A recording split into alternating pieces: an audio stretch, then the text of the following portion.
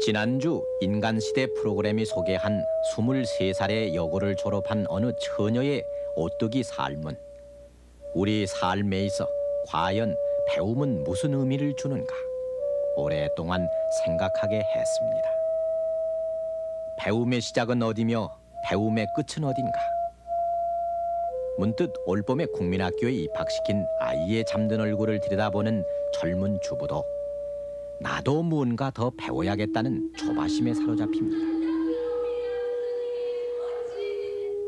그러나 모든 삶이 결국은 먹는 일로 귀착되던 10년 혹은 20년, 30년 전 예술이 밥 먹여주냐, 운동이 밥 먹여주냐 하던 말이 멋대로 내돌리던 그때 공부가, 책이 밥 먹여주느냐며 우리 손에서 책을 앗아가던 시절이 있었습니다. 그리해서 배움이라든가 책은커녕 가기야 거기여 24자조차도 익히지 못해 까막눈이 됐고 해방된 나라 자유민으로서의 권리라던 선거를 치르면서도 35%가 넘는 까막눈들을 위해 투표용지 이름 위에 막대기 기호를 그려 넣어야 했던 그때 또 군대 간 아들한테 편지가 오면 늙은 어머니가 온 동네를 돌아다니며 고등과 학생을 찾아 편지를 대신 읽히고 편지를 대신 쓰게 했던 그때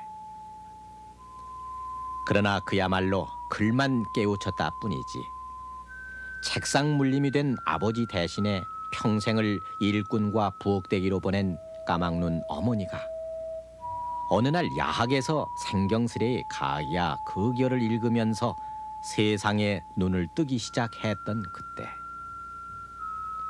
그리고 또 그 어머니가 어느 날 예배당에서 낡은 성경책을 들여다보면서 받침이 없고 경모음이 한자뿐인 가라사대를 쉼없이 읽던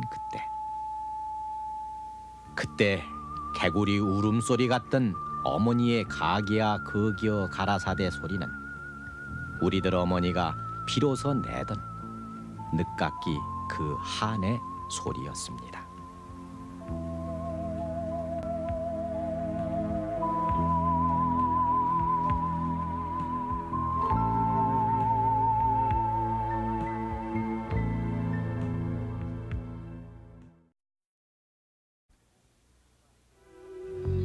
해방이 되고 우리 정부가 수립되기 직전 어느 신문이 내건 제목은 기억 니은 배워서 좋은 나라 세우자였습니다.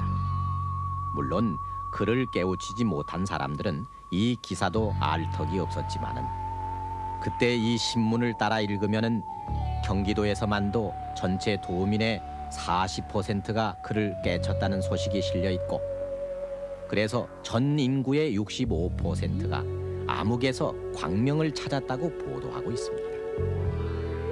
그러나 전 국민의 65%가 글자를 해득할 수 있게 됐다고 했지만 그것은 읽을 수 있다는 것뿐이었고 실제로 글을 쓸 수 있는 사람은 전 국민의 절반도 채 되지 않았습니다. 어쨌든 첫 총선거가 실시됐고 막상 투표용지를 받고 보니 하얀 것은 종이요 검은 것은 글자라는 것밖에 알 수 없었던 사람들은 그저 이 부보자가 유세장에서 손가락으로 외치던 숫자를 따라 투표용지 위에 그려진 막대기를 세서 찍는 도리밖에 없었습니다. 그 막대기 기호. 그 투표용지와 선거 포스터는 70년대까지 우리 모두를 까막눈으로 매도하곤 했습니다. 1948년 정부 수립과 동시에 의무교육제도가 실시되고 초등교육비가 그때 돈으로 18억 원이 계상됐고 전국의 중학교가 56개 새로 설치될 예정이었지만은 전쟁은 그 모든 상황을 여지없이 허물어뜨리고 말았습니다. 그나마 전쟁통에 몇 자 깨우쳤던 한글도 다시 까맣게 보였고 전황을 알리는 비라 내용조차도 읽기보다는 들어서 알던 사람이 많던 그때 우리들 국사연표에는 그 당시 문맹률은 아예 기록조차 돼 있지 않습니다. 전쟁은 학교도 교과서도 잿더미 속에 태워버렸고 맨 땅에서 계속된 수업 시간은 칠판조차 바람에 자주 날아가 그저 선생님의 선창에 따라 읽는 것이 고작이었을 뿐이었습니다. 그래서 책보조차 없이 덜렁 학교에 갔다가 돌아오곤 하면은 3, 4학년이 돼도 국어책 하나 제대로 읽을 수 없었고 더욱이 제대로 된 글쓰기 교육이란 생각조차 못한 그때. 그러다 보니 한 동네에 글을 제대로 하는 사람은 10손가락에 꼽을 정도였습니다. 그래서 군에 간 아들 둔 늙은 어머니는 아들 편지를 그저 반갑게 받았지만 무슨 내용인지 알 수가 없어 혹 사고라도 난 게 아닌가 하는 생각에 온 동네를 다니며 고등과 학생을 찾곤 했습니다.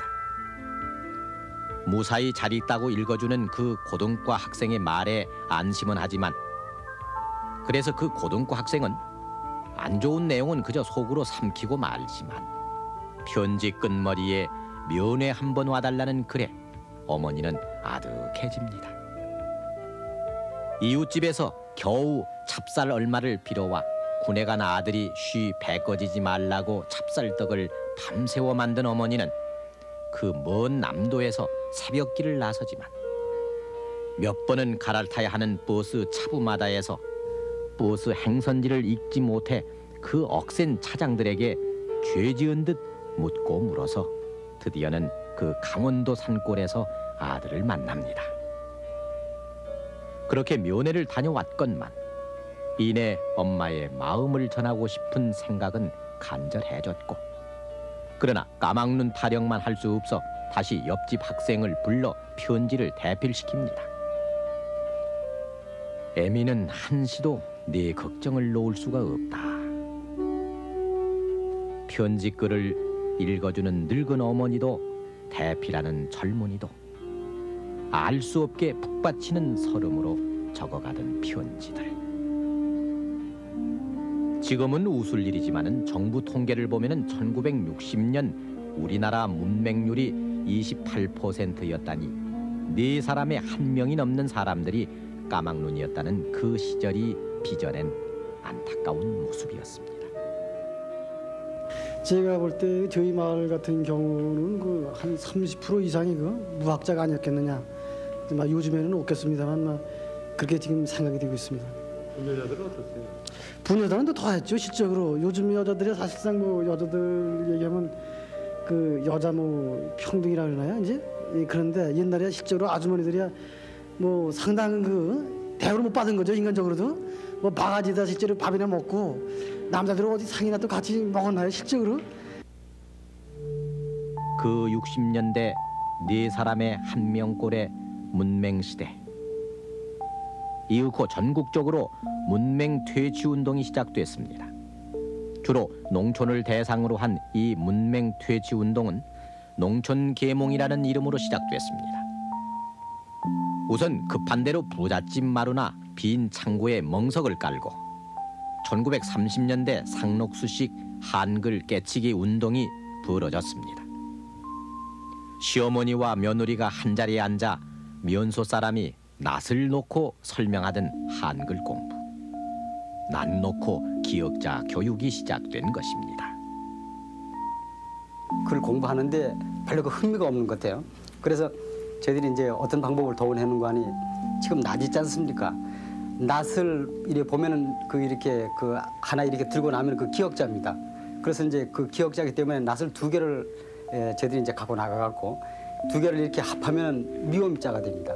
그래서 낯 2개, 3개면은 거기 이제 가 또는 이제 이 나 이제 미음 이런 식으로 저희들이 이제 그 시작을 했거든요. 그러니까 그 부모님들이 봤을 때는 첫 번에는 상당히 그 흥미가 없더니만 그것이 상당히 그 아주 즐거운 이런 그 분위기가 조성이 돼갖고 나중에 이분들이 하나하나 그 이해를 하시더라고요. 가갸, 거겨, 고교, 구교. 한밤중 야학에서 울려나오던 그 여름 날밤 개구리 울음소리 같던 한글 공부. 소록도를 찾아가던 하나운이 처마 밑에서 개구리 울음소리에 서러워지었다는 시. 가갸, 거겨를 읽고 노천명을 울게 했다는 그 각야 극연은 하나둘 우리의 까막눈을 눈뜨게 했습니다. 그때 유행처럼 번지던 농촌 계몽운동에 한몫 거둔 것은 대학생들이었습니다. 지금 이사 도시 사람들이 농민들에게서 풍요에 대한 감사라든가 근면함 또는 그 밖의 삶의 지혜를 오히려 배우는 폭이 됐습니다만 1960년대 그때 대학생들이 펼치던 한글 깨우치기와 의료 봉사 등 계몽 활동은 피폐한 농촌을 깨우치는 계기가 되곤 했습니다. 그리해서 1966년에는 4사람의 1명꼴이던 문맹률이 14%로 떨어졌고 1970년에 이르러서는 12%로 더 낮추어졌습니다. 그래서 어렵사리 한글을 깨친 늙은 어머니로 하여금 시집간 딸 아이에게도 편지를 쓰게 만들어서 애미야 보아라로 시작되던 밤새 쓴 편지는 받침이 빠지기 일쑤고 한자씩 빠진 문장 투성이었지만은 도시로 시집간 딸의 눈물을 자아내게 했고 시골 우체부들의 우편 행랑을 점차 무겁게 만들었습니다.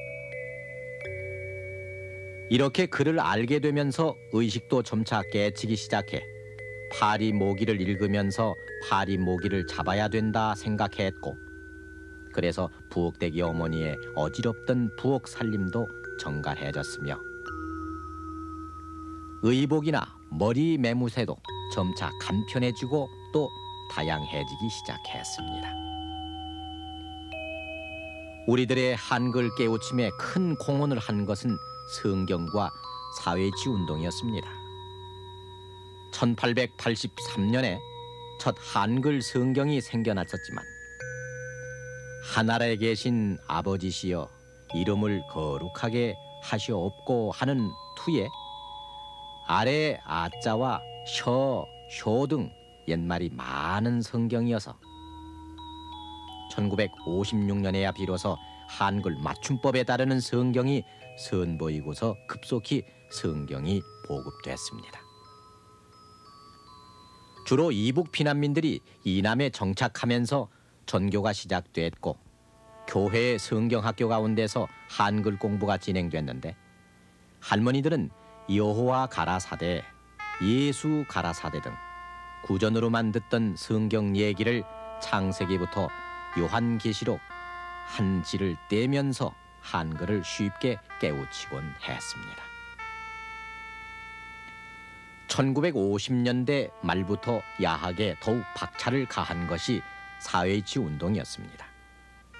농업기술과 공민교육을 목적으로 미국에서 시작된 이 사회이치 운동은 그때까지만 해도 완고하고 유교적인 분위기에 있던 농촌에 새 바람을 몰아왔고 마을 따라 네잎 크로바로 표시된 사회이치 운동은 특히 야학과 재건학교 운영을 통해 60년대까지 농업기술뿐 아니라 글공부방으로 유용하게 쓰여졌습니다.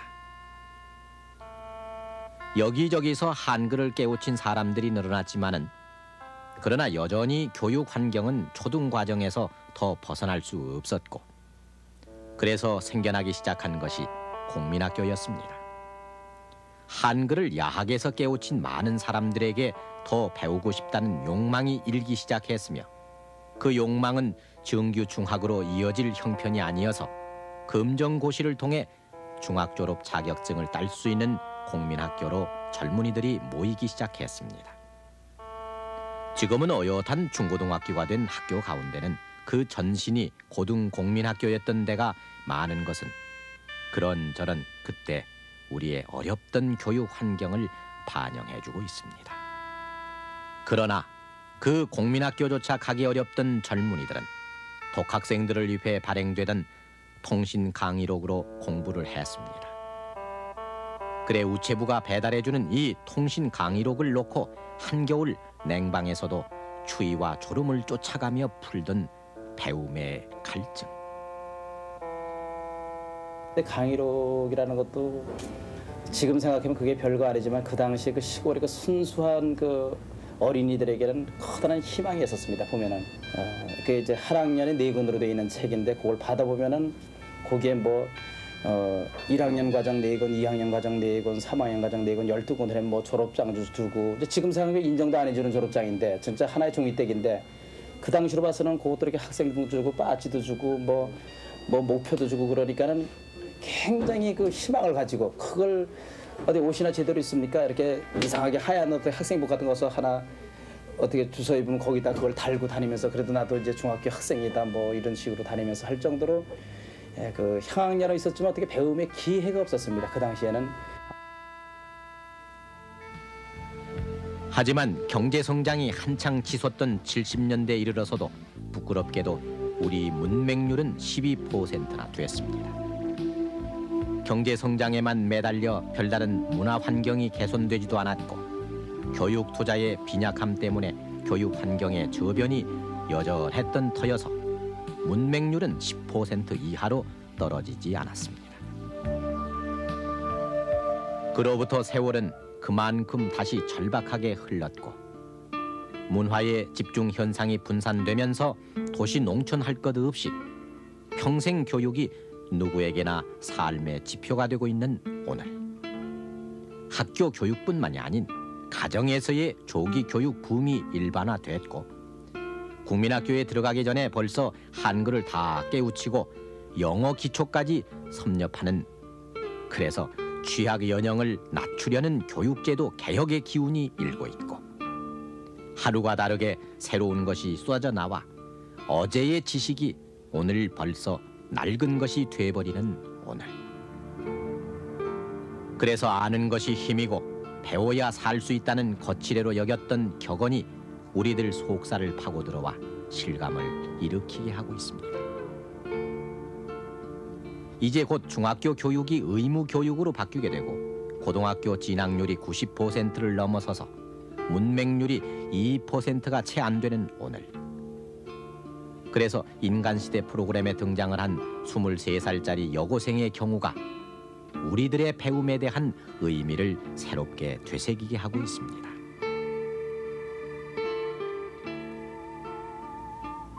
그러나 그 세월이 묻어버린 우리의 부끄럽던 문맹시대. 막대기 기호에 홀려 투표를 하면서 가기야 극여 구슬픈 개구리 소리를 내던 그때. 영월합시고 사나가 비치 할로 기부미만 읊조리던 우리들의 헐벗은 소년기. 그리고 재건학교, 공민학교, 통신 강의록의 청운의 꿈을 펼치려던 그 안쓰럽던 시절. 그 배움에 목말랐던 갈증의 세월을 아십니까?